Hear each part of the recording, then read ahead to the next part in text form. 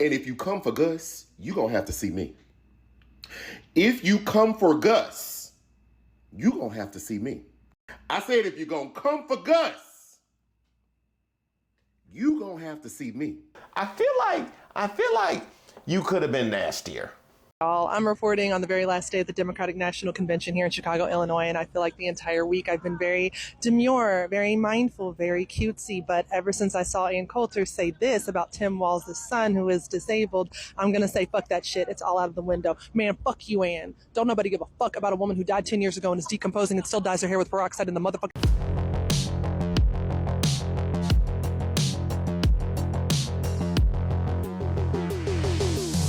Hi, I'm Reese Waters and I'm troubled. Don't forget to like the video and subscribe to the page. This is a new segment that I'm tentatively calling Who Raised Y'all? Yes, so welcome to Who Raised Y'all? This is where we highlight those very special Americans who are going above and beyond to hold us back as a society. You know, the people that you'll hear asking to speak to the manager at the pearly gates.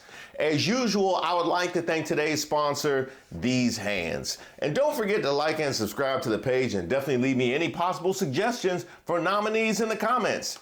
Today's nominee, Ann Coulter, Mike Crispy, talk show host Jay Weber, Officer Tatum, you know what? All of MAGA, just MAGA.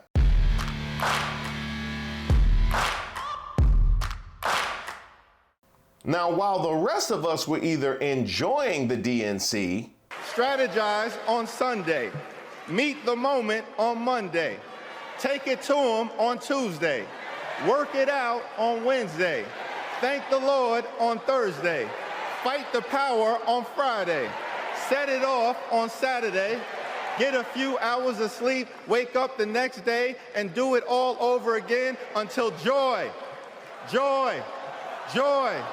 comes in the morning. Or ignoring the DNC. Among the MAGAs, a lack of education is common, leading to a limited understanding of the world around them.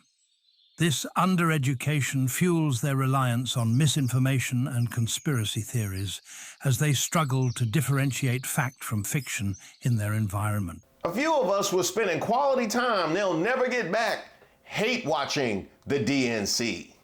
Survivors of crime. No to way. Remind them, no one should be left to fight alone. Dude, Camilla Harris will never be my president.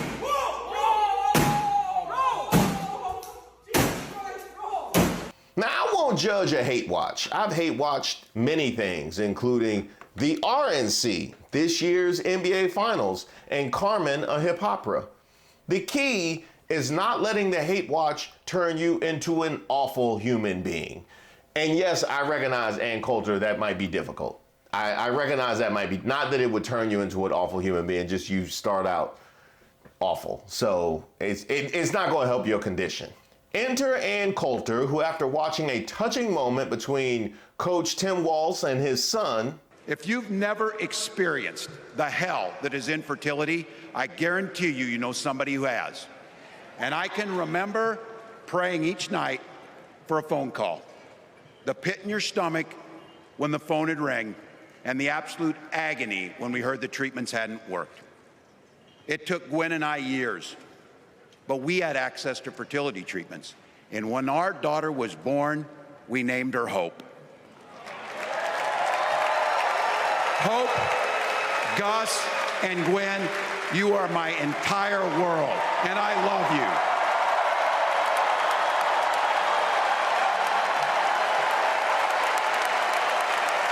I'm letting you in on how we started a family, because this is a big part about what this election is about. Which quite frankly moved me. I just had a son and I'm thinking about the motivation that I feel wanting to support him and wanting to support my daughter, keeping my battery energized all throughout the week, even when I'm exhausted. And to think that one day he could be that proud of me is unbelievable. That was my reaction. But if you're Ann Coulter, you go with this.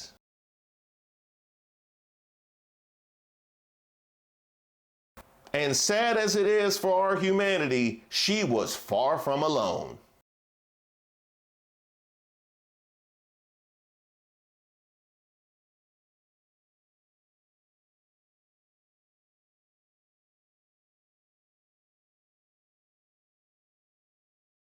I saw it, I said, dang, his little sister down there being humble and showing fortitude, and he's up there looking like, you know, somebody done spanked him or something. Look at him, look at him.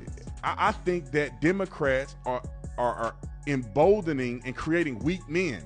Now, it just so happens that Gus Walz is neurodivergent, has ADHD, anxiety, and a nonverbal learning disorder, things the Walz family is very upfront about, which is probably why a lot of these takes were deleted. Notice I said a lot, not necessarily all. But to me, that doesn't even matter because they've treated Ella Emhoff the exact same way.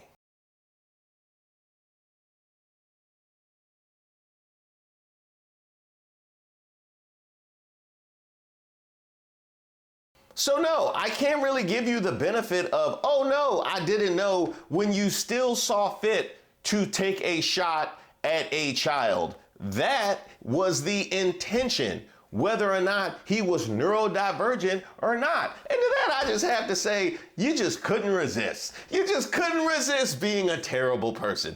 You knew exactly what you were doing, taking a shot at somebody who's sitting there just supporting his father, or in the case of Ella Emhoff, supporting her stepmother. You just can't resist being the absolute worst. Really, it's a MAGA hallmark, if we're being honest. It is a hallmark of MAGA. Now, I just wanted to break this down for you as somebody that approaches the political space from a comedic standpoint. The hierarchy of political family. You have family that are all up in the video like Diddy in the 90s. Yes, I'm talking about you, Eric Trump. I'm telling you, the country's going to reward Donald Trump. He was the best president this country's ever had. And Don Jr. I get it. My guys who I stayed in touch with, many of them just dear friends. They're like, hey, dude, there's no way you would have gotten away with that. I go, I know. Luckily, I don't snort cocaine. Like, it's not my thing. The high interest rates combating the inflation has made homeownership almost impossible for many Americans. Now, they can get it. Punks jump up to get knocked down. They can get it 1,000%. But Barron, on the other hand, and Melania, they're kind of more or less just hangers-on. Tiffany exists somewhere in the middle.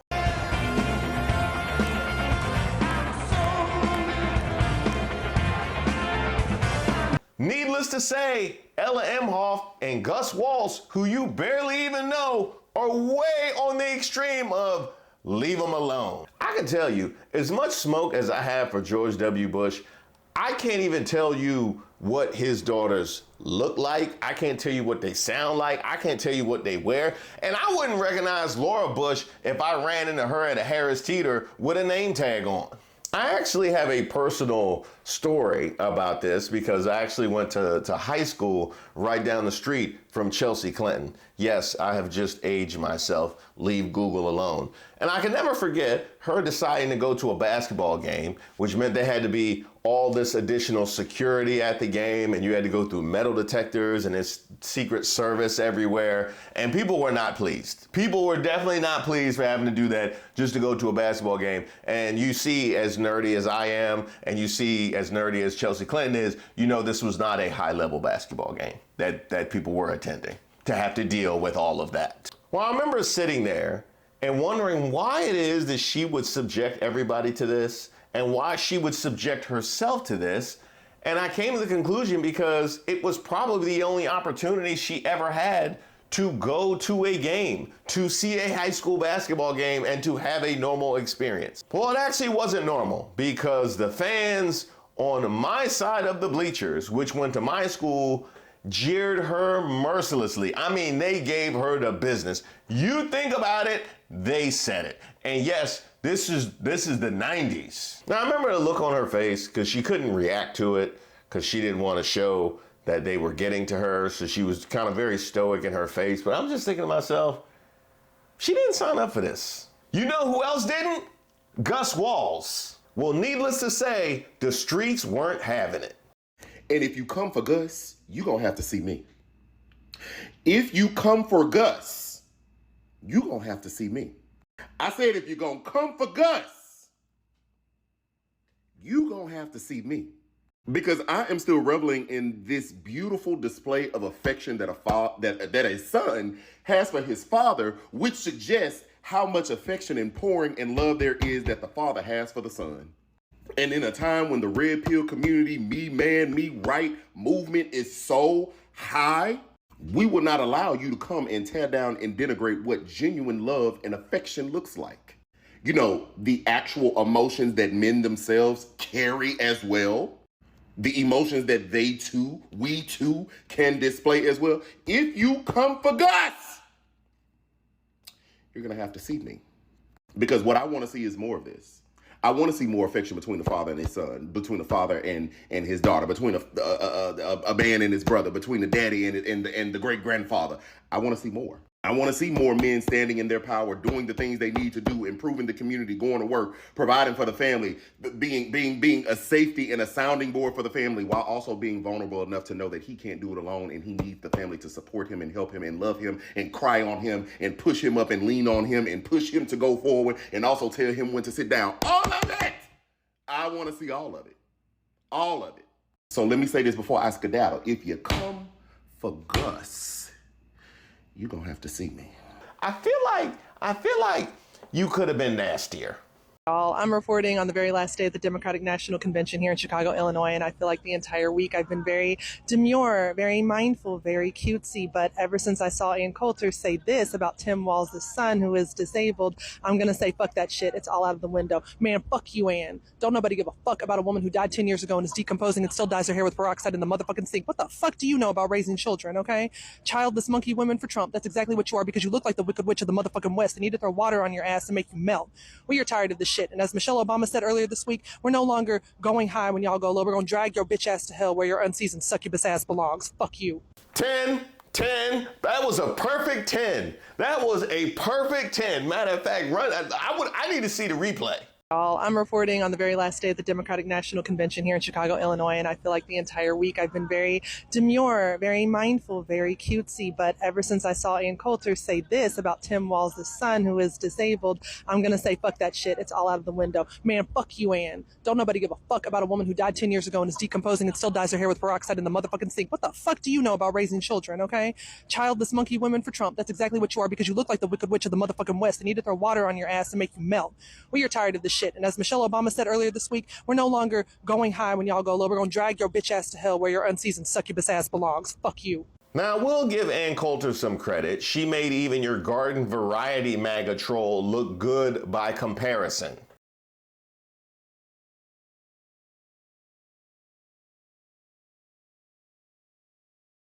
As did Crispy.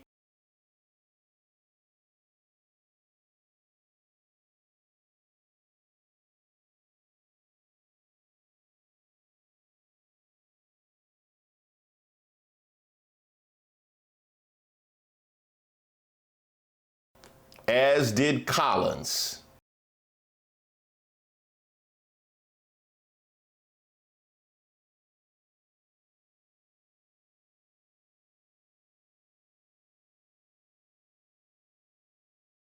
How you gonna run the oldest candidate in the history of the presidency who has a child who's a teenager and talk about spoiled milk? Literally every allegation is a confession from MAGA. That makes you perfectly suited to be exactly where you are on the political spectrum. Really involving Officer Tatum was a real mistake here because he has no impact, absolutely, on this issue. I mean, if you can't expect somebody who has no feelings about his own to have feelings about somebody else's. But it was nice to see him clown himself in 4K. Typically, he clowns himself in SD. What's that? Ann Coulter's having a bad week? Oh, I bet she is, because I know how much she loves J.D. Vance. I really like his choice of J.D. Vance, which I had recommended back in May. Can't trust Trump as far as I can throw him, but I do trust J.D. Vance to care about the left behind people. To realize your personal hero can't even interact with other human beings. The zoo has come to town. Thank you for letting us come in here. Yes, sir. Yeah. I'm sorry, man? Okay, yeah. She doesn't want to be on film, guys, so just cut her out of anything. Appreciate that, man. I'm JD Vance. I'm running for vice president. Good to see you. Okay. How long have you worked here? I've been here since the beginning of July. Okay. For this year. Okay, good. How about you, sir? Almost 2 years. Okay, good. Just everything, yeah. I mean, a lot of glazed here, some sprinkle stuff, some of these cinnamon rolls, just whatever makes sense. How long has this place been around? About 4 years. About 4 years? Okay. How long have you been here? A little over 6 months. Okay, good. Which was even more weird even after Patton Oswalt confirmed he took his class on connecting with the crowd. All right, thank you for coming. Where are you from? Los Angeles. Okay. Where are you from? What? Where are you from? Wisconsin. Okay. And where are you from? You just asked me. Oh, let's get her on camera. And I don't want to be on camera. Okay. How long have you lived in Wisconsin? My whole life. Okay. And I talked to you. Do you work here? Okay. Just look at all this nastiness, inhumane and unhuman treatment from MAGA. Y'all used to be the party of family values.